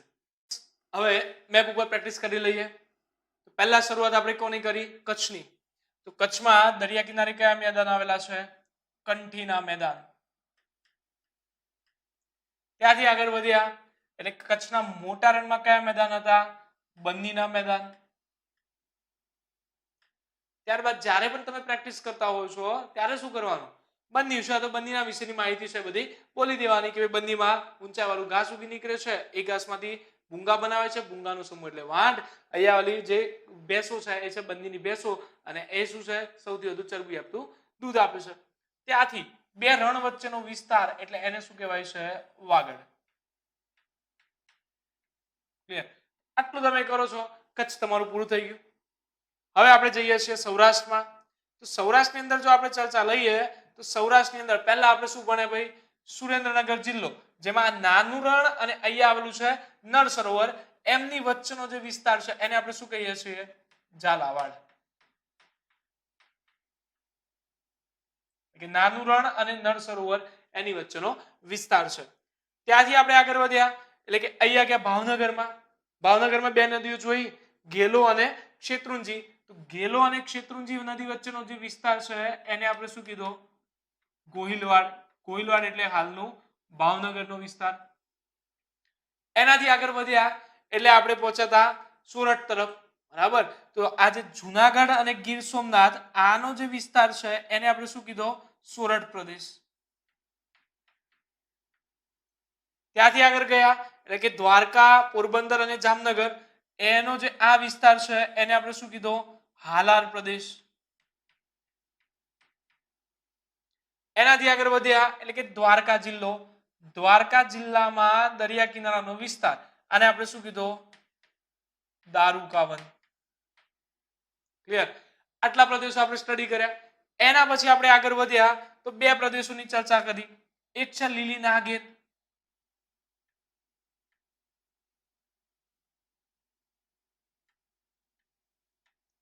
એ આવેલો છે ગીર સોમનાથના ઉનાથી જુનાગઢના ચોરવાડ સુધી. એ પ્રદેશને કહેવાય છે લીલી નાગેર. અને ત્યારબાદ બીજો એક પ્રદેશ ભણ્યા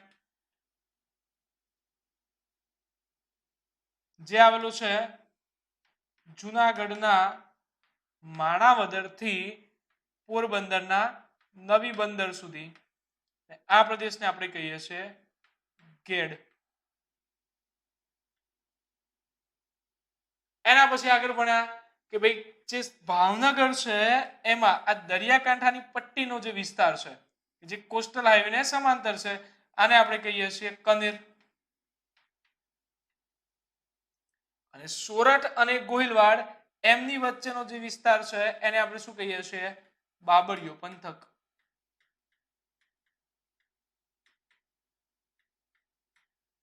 ક્લિયર થઈ ગયું? આટલું તમે સ્ટડી કરો છો એટલે તમારો જે સૌરાષ્ટ્ર છે એ આખું આવી ગયું છે. એકદમ ઈઝી. બસ તમે મેપમાં પ્રેક્ટિસ કરશો ઓટોમેટિક છે બધું તમને યાદ રહી જશે. હવે ચલો ત્યાંથી આગળ વધીએ આપણે જઈએ તર ગુજરાતમાં. તર ગુજરાતમાં પહેલું પકડી લેવાનું બનાસકાંઠા. બનાસકાંઠાની પશ્ચિમે આવેલો આ જે વિસ્તાર છે એને આપણે શું કીધું? ગોંડ પ્રદેશ. ત્યારબાદ બનાસ અને સરસ્વતી આ બે નદી વચ્ચે બનાસકાંઠા અને પાટણનો જે વિસ્તાર છે આને આપણે શું કીધું? વઢિયાર પ્રદેશ.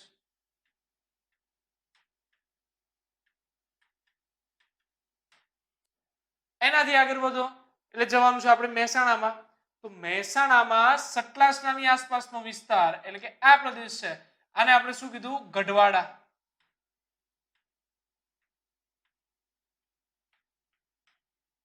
એનાથી આગળ વધ્યા એટલે કે બેચરાજીની આસપાસનો આ જે પ્રદેશ આવ્યો એને આપણે શું કીધું? ચુવાર પ્રદેશ. ક્લિયર? ત્યાંથી આગળ વધ્યા એટલે કે કડી તાલુકો. કડી તાલુકાની આસપાસનો આવેલો છે થોર. અને બીજું કડી અને ગાંધીનગર આમની વચ્ચેનો વિસ્તાર છે એટલે કે કડી અને કલોલ. ક્લિયર? મહેસાણાનું કડી અને ગાંધીનગરનું કલોલ એને આપણે શું કીધું? ખાખરીયો ટપ્પુ.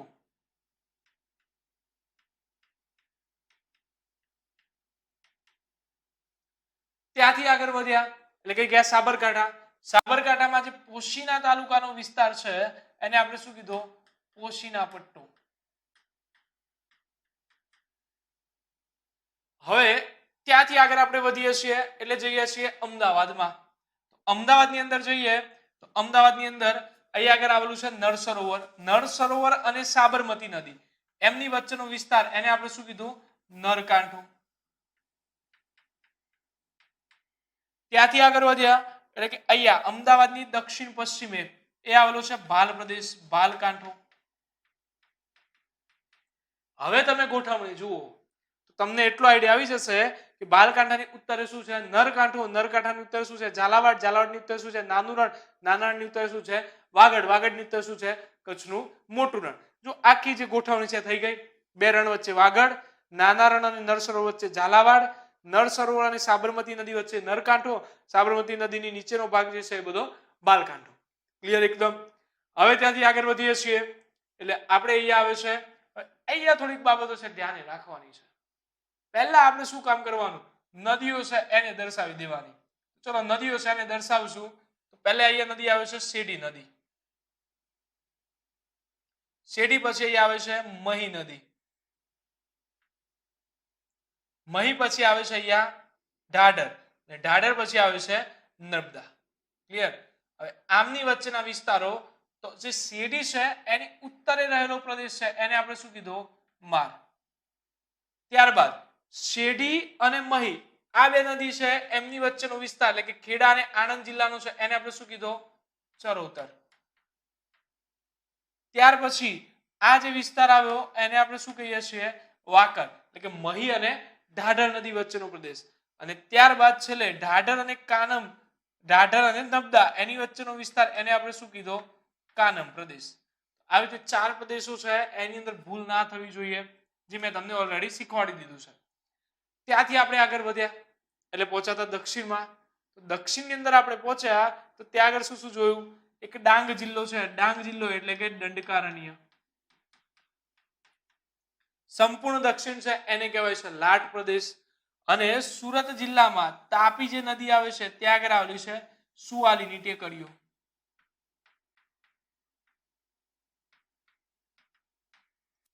આવી રીતે છે આખો આપણે ગુજરાતના જે પ્રદેશો છે ભૌગોલિક પ્રદેશો એ આવી ગયા બધા જ. ક્લિયર? તો તમે જ્યારે પણ સ્ટડી કરો છો નકશો લઈને બેસવાનો. નકશો લઈને બેસો એટલે તમારું જે સ્ટડી છે એકદમ ઈઝી થઈ જશે. એક બે વાર નકશા છે બનાવવાના અને એ નકશા બનાવશો એટલે તમારો જે ભૌગોલિક પ્રદેશ છે એની અંદર આઈ એમ શ્યોર કે તમને કોઈ પણ જાતનો પ્રોબ્લેમ રહેશે નહીં. Clear? Thank you. Hello friends, once again આપનું સ્વાગત છે. આપણે વાત કરેલી કે ગુજરાતના 5 જે ભૂપૃષ્ઠના ભાગ છે એ આપણે અભ્યાસ કરવાના છે. એ અંતર્ગત ડુંગર, ઉચ્ચ પ્રદેશ, મેદાન અને રણ 4 ભાગ છે આપણે પૂરા કર્યા. છેલ્લો ભાગ છે દરિયા કિનારો, એના તરફ આપણે આગળ વધવાના છે. ગુજરાતનો દરિયા કિનારો છે ઐતિહાસિક દ્રષ્ટિએ તમે જોવા જાઓ એ ત્યારથી ખૂબ જ ફેમસ છે કે જેવી રીતે આપણા લોથલ છે, રાઈટ, ઇન્ડસ વેલી હતું ત્યારથી અસ્તિત્વમાં છે. ખંભાતનું બંદર સોલંકી સમયે ભારતનું પ્રવેશ દ્વાર, સુરત જ્યાંથી અંગ્રેજોએ એન્ટ્રી કરી છે. તો આવી રીતે ગુજરાતનો દરિયા કિનારો છે એ હિસ્ટોરિકલ બેકગ્રાઉન્ડમાં ગણીએ તો પણ ખૂબ ફેમસ છે. હવે એવા દરિયા કિનારાની આપણે ચર્ચા કરવાની છે. તો ગુજરાતને ભારતનો સૌથી લાંબો, ભારતના જેટલા પણ રાજ્યો છે એમાં સૌથી લાંબો દરિયા કિનારો પ્રાપ્ત થયેલો છે અને એ છે 1600 કિલોમીટર, એપ્રોક્સ થાય છે 990 જેટલો માઇલ. રાઈટ? એટલે 990 માઇલ અથવા તો 1600 કિલોમીટર. ગુજરાતના દરિયા કિનારે વાત કરીએ તો આપણને બે અખાત જોવા મળશે. એક છે કચ્છનો અખાત અને બીજો છે ખંભાતનો અખાત. હવે વાત આવે કે ભાઈ અખાત એટલે શું? તો એ ટર્મિનોલોજી સમજવા જેવી છે કે જમીનની અંદર ગયેલો દરિયાઈ સપાટીનો લાંબો અને સાંકડો ભાગ એને આપણે શું કહીએ છીએ? અખાત. હવે જુઓ અહીં આગળ અલગ અલગ ટર્મિનોલોજી આવે. તો અખાત છે, બીજું એક આવે ભૂશિર અથવા તો દ્વીપકલ્પ. એનો મતલબ શું છે? તો દરિયાની અંદર ગયેલો જમીનનો ભાગ.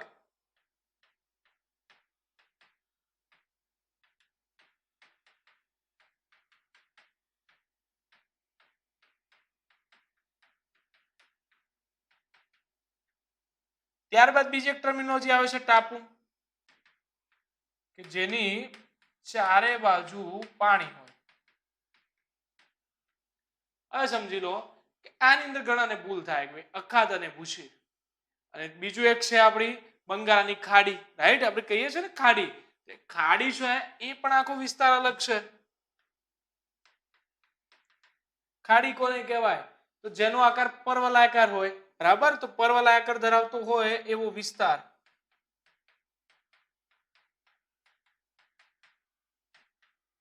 એને કહીશું આપણે ખાડી, રાઈટ? એટલે કે બંગાળની ખાડી છે અને કચ્છનો અખાત છે. તમે આકાર જોશો ડાયરેક્ટ આઈડિયા આવે કે અખાત અને ખાડી વચ્ચે ઘણો બધો ડિફરન્સ છે. હવે જે ભૂલ થાય છે આ બે ટર્મિનોલોજીમાં જ થાય છે, અખાત અને ભૂશી. તો જુઓ, આપણે જસ્ટ આટલી બાબત ધ્યાન રાખવાની.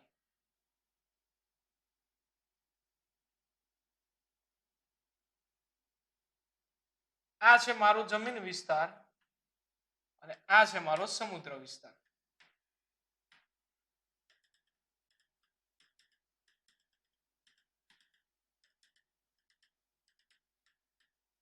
હવે જુઓ, અખાત છે કે ભૂશી છે, બંનેમાં ત્રણ બાજુ પાણી તો આવવાનું જ છે.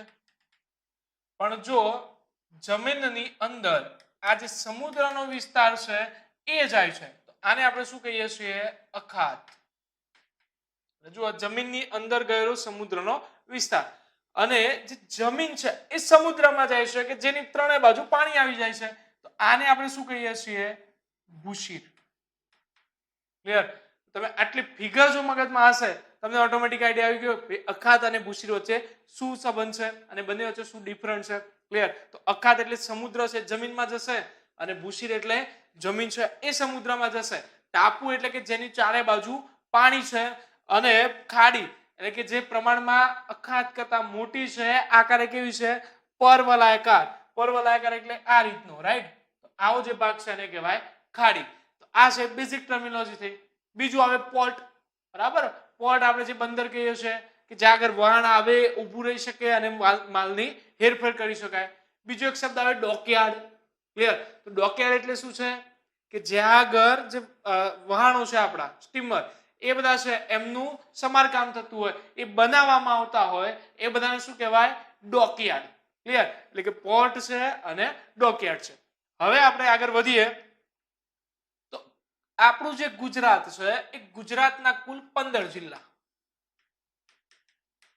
દરિયાઈ સીમા ધરાવે છે, અને આ 15 જિલ્લા છે એ અનુસાર કચ્છ, સૌરાષ્ટ્ર અને ઉત્તર ગુજરાત, કચ્છનો 1, સૌરાષ્ટ્રના 8, ઉત્તર ગુજરાતના 6, આટલા જિલ્લા છે સીમા ધરાવે છે.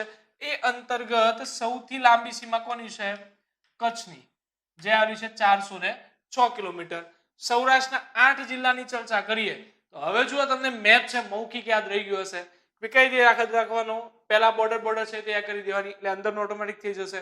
તો જુઓ, સૌરાષ્ટ્રમાં શરૂઆત કરીએ તો પહેલો કયો આવશે? મોરબી. મોરબીની બાજુમાં કયું આવશે? જામનગર. જામનગરની બાજુમાં કયું આવશે? દ્વારકા. દ્વારકાની નીચે જઈએ એટલે આવશે પોરબંદર. પોરબંદર નીચે જાઓ એટલે જુનાગઢ. જુનાગઢથી પેલી બાજુ જાઓ એટલે ગીર સોમનાથ. ગીર સોમનાથની બાજુમાં જાઓ એટલે અમરેલી, અને અમરેલીથી આગળ જાઓ એટલે ભાવનગર. આવી રીતે 8 જિલ્લા થઈ ગયા. 3, 3, 6 ને 2, 8. હવે આપણે જઈશું ઉત્તર ગુજરાત. ઉત્તર ગુજરાતના જે 6 જિલ્લા છે એની અંદર કયા કયા આવશે? તો પહેલું આવશે અમદાવાદ. અમદાવાદથી પેલી બાજુ આમ જાઓ એટલે આવશે આણંદ. આણંદથી નીચે જાઓ એટલે આવશે ભરૂચ. ભરૂચથી નીચે જાઓ એટલે આવશે સુરત. સુરતથી નીચે જઈએ એટલે આવશે નવસારી. નવસારીથી છેલ્લે નીચે જાઓ એટલે આવશે વલસાડ. આવી રીતે 6 જિલ્લા છે એ કોના આવશે? ઉત્તર ગુજરાતના. અમદાવાદ, આણંદ, ભરૂચ, સુરત, નવસારી અને વલસાડ. ધ્યાન રાખજો, વડોદરા છે એની શરત થતી નથી. ક્લિયર? સૌથી ઓછી શરત કોની છે? તો મોરબીની. સૌથી વધુ કચ્છની છે અને સૌથી ઓછી મોરબીની છે. તો આવી રીતે 15 જિલ્લા એટલે કે 1, 8 અને 6 એ જે છે એ આપણા દરિયાઈ સીમા ધરાવે છે, અને એ સીમાનું વર્ગીકરણ આપણે જોવાનું છે. હવે આપણે ગુજરાતના દરિયા કિનારાની વાત કરીએ તો કુલ 45 જેટલા બંદર આવેલા છે. એની અંદર એક મહાબંદર આવેલું છે જે પ્રમાણમાં ખૂબ જ મોટું છે, અને એક મહાબંદર છે કંડલા. ત્યારબાદ મધ્યમ કક્ષાના બંદરોની વાત કરીએ તો 11, લઘુ છે 29, અને ઇમ્પોર્ટન્ટ છે PPP model, public private partnership કે જેને તાજેતરના બજેટમાં પણ ખૂબ જ ભાર આપવામાં આવેલો છે. Public private partnership PPP model એવા ગુજરાતમાં 4 આવેલા છે. પીપાવાવ, મુન્દ્રા, દહેજ અને હજીરા. આ પીપાવાવ છે એ બધાના જિલ્લા, અહીંયા જિલ્લા લખી દઉં છું. પીપાવાવનો કયો જિલ્લો આવશે? અમરેલી. મુન્દ્રાનો કયો આવશે? કચ્છ. દહેજનો કયો આવશે? ભરૂચ. અને હજીરાનો કયો આવશે? સુરત. અહીં આગળ પ્રાઇવેટ કંપનીઓ એમના દ્વારા છે એ ત્યાં આગળ જેટી બાંધવામાં આવી છે. જેટી એટલે કે જેની બાજુમાં વાહન ઊભી રાખે છે અને સ્થિર રાખી શકાય છે એવું જે સિમેન્ટ આરસીસી નું બનાવ્યું છે જેટી. તો એની અંદર પીપાવાવ છે, મુન્દ્રા, દહેજ અને હજીરા. મુન્દ્રા ખાતે કોને બનાવી છે? અદાણીએ. ક્લિયર? હજીરા ખાતે છે એ કોને બનાવ્યું છે? શેલ કંપનીએ. આવી રીતે છે એ બધી છે જેટીઓ એ ધ્યાન રાખીશું. એમાંથી આ બંને ઇમ્પોર્ટન્ટ છે, મુન્દ્રાની અદાણી અને હજીરાની શેલ. ત્યારબાદ દહેજ છે ત્યાં આગળ પેટ્રોનેટ એલએનજી છે અને પીપાવાવ છે ત્યાં જીપીએલએલ છે. બરાબર? તો અહીંયા પેટ્રોનેટ એલએનજી છે. હવે આપણે વાત કરીએ કે ભાઈ આ પબ્લિક પ્રાઇવેટ પાર્ટનરશિપ છે એની અંદર શું કરાય છે. એની અંદર સરકાર દ્વારા કોન્ટ્રાક્ટ આપી દેવામાં આવે છે કે જે બૂટ પોલિસી, ખાસ ધ્યાન રાખજો, બૂટ પોલિસી અને ગુજરાતી શીખવાય છે 1997 boot policy, build, oven, operate અને ટ્રાન્સફર. એટલે કે બનાવવાનું, માલિકીકરણ કરવાની, ચલાવવાનું અને પછી સોંપી દેવાનું. એટલે અમુક વર્ષનું કોન્ટ્રાક્ટ કરવામાં આવે ત્યાં સુધી તમે બનીને ચલવો અને ત્યાર પછી સરકાર કહેશે અમને સોંપી દો. તો આવું જે પીપીપી મોડેલો છે એના આધારે યુઝ થાય છે. પીપીપી એટલે જાહેર વહીવટનો અગત્યનો પાર્ટ છે. ભારતમાં વાત કરીએ તો સૌથી વધુ પીપીપી એનો યુઝ કઈ જગ્યાએ થાય છે? તો આપણા જે હાઈવે નું નિર્માણ થાય છે એની અંદર. એટલે એ બાબત ધ્યાને રાખજો. ત્યારબાદ ગુજરાતના જેટલા પણ બંદરો છે સિવાય કે એક મહાબંદર કંડલા, એના સિવાયના બંદરો છે એમનો વહીવટ કોણ કરે છે? તો ગુજરાત મેરીટાઈમ બોર્ડ, જેની સ્થાપના થઈ છે 1982માં. કંડલા છે એનો વહીવટ કોણ કરશે? તો કેન્દ્ર સરકાર હસ્તક રહેલું પોર્ટ. ક્લિયર? બાકી બધા છે એનો વહીવટ કરશે જીએમબી, ગુજરાત મેરીટાઈમ બોર્ડ. ત્યારબાદ આગળનો એક પ્રશ્ન છે, શોર્ટ નોટ છે કે સમુદ્રની ઊંડાઈ માપવાનો એકમ એ છે ફેધમ. એક ફેધમ એટલે એપ્રોક્સ થાય છે 6 ફૂટ. તો એના આધારે સમુદ્રની ઊંડાઈ મપાય છે. ક્લિયર? તો આ બધી બેઝિક સ્ટ્રક્ચર છે, બેઝિક માહિતી છે. હવે વાત કરવાની છે આપણે ગુજરાતના દરિયા કિનારાની.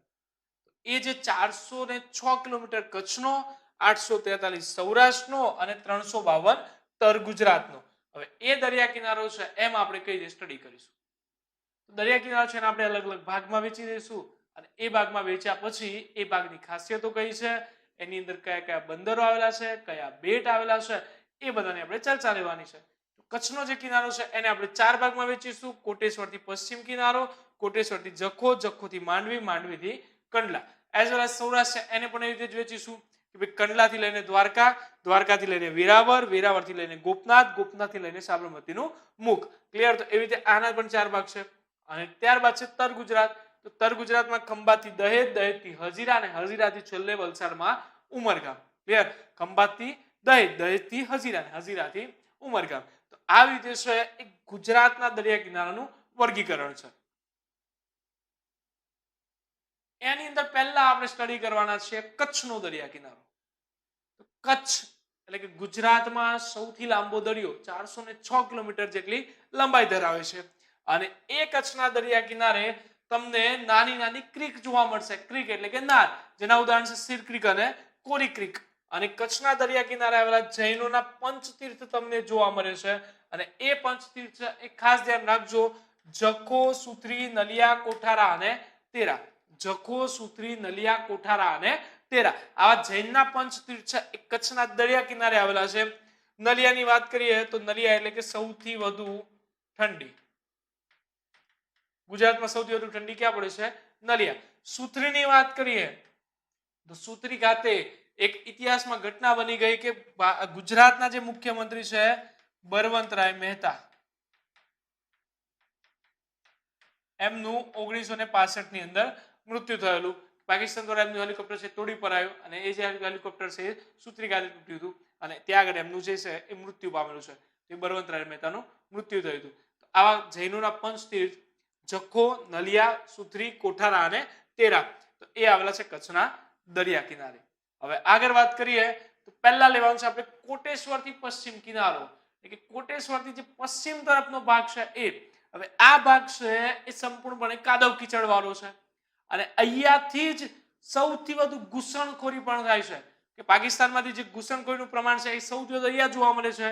એટલે આપણે જે કસાબ ને બધા આતંકવાદીઓ એ પણ કયા દરિયા કિનારે થયા, અહીંયા થઈને જ આવ્યા, કારણ કે અહીંયા ક્રીક સૌથી વધુ જોવા મળે છે નાર, અને આખો વિસ્તાર છે કેવો છે કાદવ કીચડ વાળો. તો એ અંતર્ગત બે ક્રીક છે આપણા માટે અગત્યની છે, સિર ક્રીક છે અને બીજું છે કોરી ક્રીક.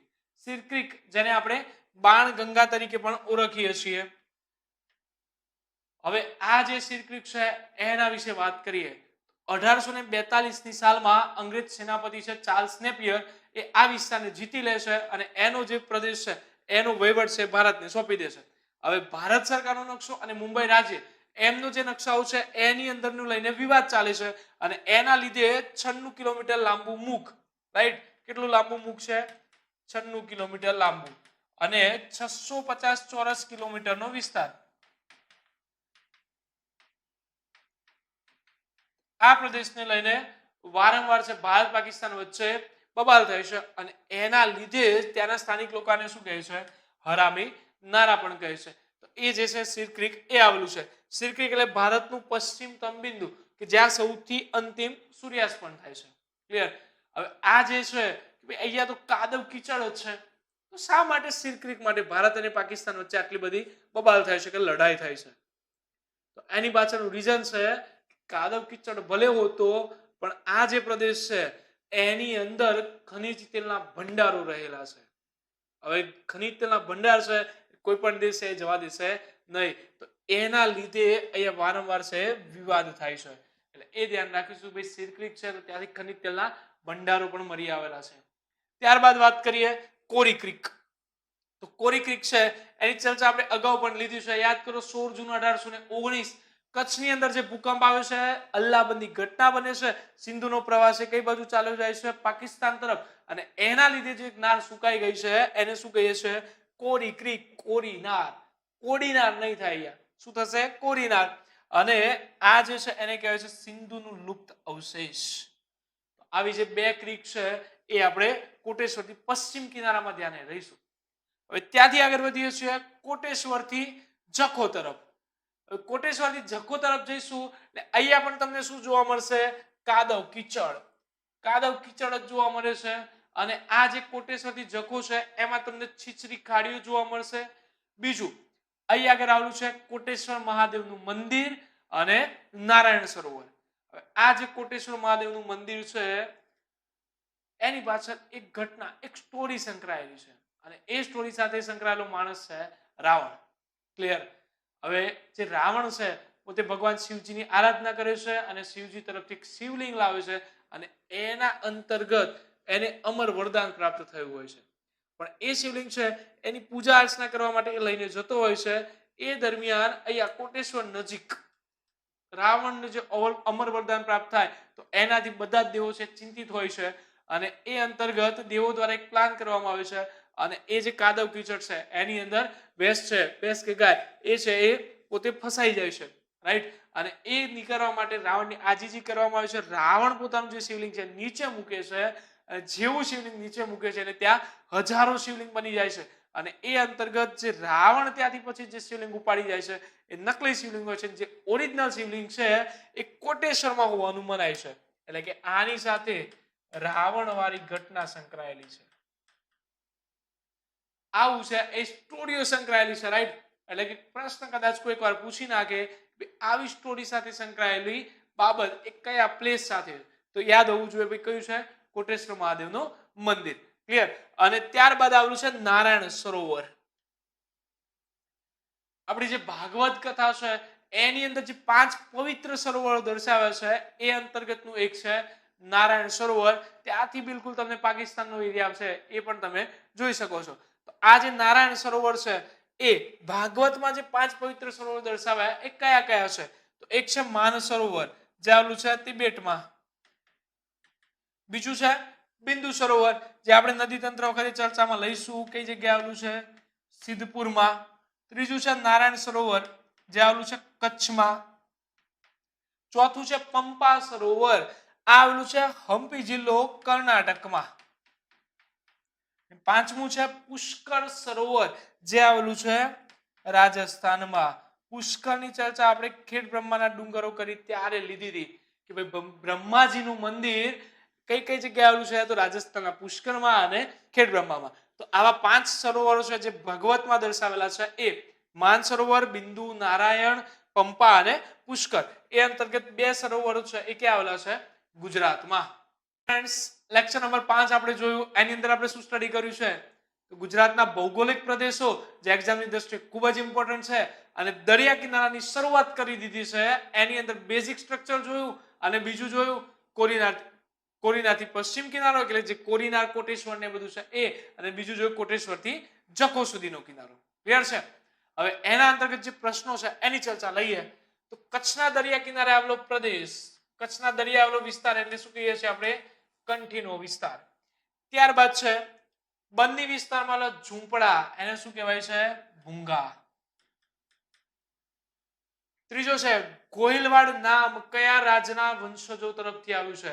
તો ગોહિલવાડ આવ્યું છે સેજકજી ગોહિલ.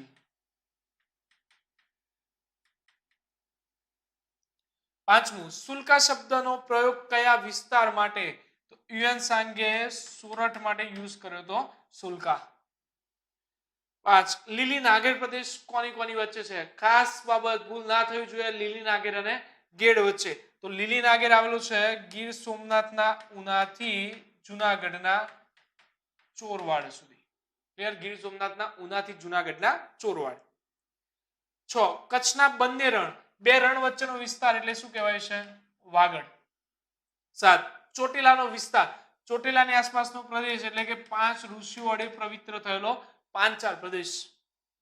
8, બનાસકાંઠા પશ્ચિમે આવેલો અર્ધરણ વિસ્તાર, એને શું કહેવાય છે? ગોળ પ્રદેશ. ક્લિયર? 9, ખાખરિયા ટપ્પાનો પ્રદેશ, ખાખરિયો ટપ્પો તો મહેસાણાનું કડી અને ગાંધીનગરનું કલોલ. 10, સતલાસનાની આસપાસનો વિસ્તાર, સતલાસના છે એની આસપાસના પ્રદેશને કહેવાય ગઢવાડા. 11, મહી અને શેરડી નદી વચ્ચેનો વિસ્તાર, આ આપણે ખાસ ચર્ચા કરાવી છે. મહી અને શેરડી એમની વચ્ચેનો પ્રદેશને શું કહીશું આપણે? ચરોતર. 12, ખેડા જિલ્લાની ઉત્તરે આવેલો વિસ્તાર, ખેડાની ઉત્તરે એટલે કે શેરડી નદી છે એની ઉત્તરે આવેલો પ્રદેશ, એને શું કહેવાય છે? માર. 13, વઢિયાર પ્રદેશ કઈ 2 નદી વચ્ચે છે? તો પાટણ અને બનાસકાંઠા જિલ્લામાં બનાસ અને સરસ્વતી, આ નદી વચ્ચેનો વિસ્તાર છે. 14, સોમનાથ ખાતે આવેલું સાંસ્કૃતિક વન, સોમનાથનું વન એટલે કે સૌરાષ્ટ્રનું સૌ પ્રથમ હરિહર વન. 15, પ્રાચીન સમયમાં ડાંગ જિલ્લો કયા નામે ઓળખાતો? તો ડાંગ એટલે કે દંડકારણ્ય. 16, ગુજરાતનો દરિયા કિનારો કેટલા માઇલ? ખાસ ધ્યાન રાખજો, એમસીક્યુ માં આવા પ્રશ્નો છે, ભૂલ કરાવશે. કારણ કે અહીંયા માઇલમાં ઉલ્લેખ છે, એમસીક્યુ માં 1600 આપેલો જ હશે, પણ માઇલ આવશે એટલે કેટલા આવશે? 990 માઇલ. 17, ગુજરાતમાં આવેલા 4 પીપીપી બંદરો, પબ્લિક પ્રાઇવેટ પાર્ટનરશિપ અંતર્ગત ગુજરાતમાં આવેલા 4 બંદરની વાત કરીએ તો પહેલું છે પીપાવાવ, બીજું છે દહેજ, ત્રીજું છે હજીરા અને ચોથું છે મુન્દ્રા. 18, સિંધુ નદીનો લુપ્ત અવશેષ એટલે છે કોરીનાર. 19, ગુજરાતમાં બૂટ પોલિસી ક્યારે અમલમાં મૂકવામાં આવી? બૂટ એટલે કે બિલ્ડ, ઓવન, ઓપરેટ અને ટ્રાન્સફર જે પીપીપી ના અંતર્ગત છે એ 1997 માં ગુજરાતમાં અમલમાં આવી છે. 20, સમુદ્રની ઊંડાઈ માપવાનો એકમ, એ કયો છે? ફેથમ. 1 ફેથમ એટલે એપ્રોક્સ થાય છે 6 ફૂટ જેટલું. ક્લિયર? તો ફેથમ.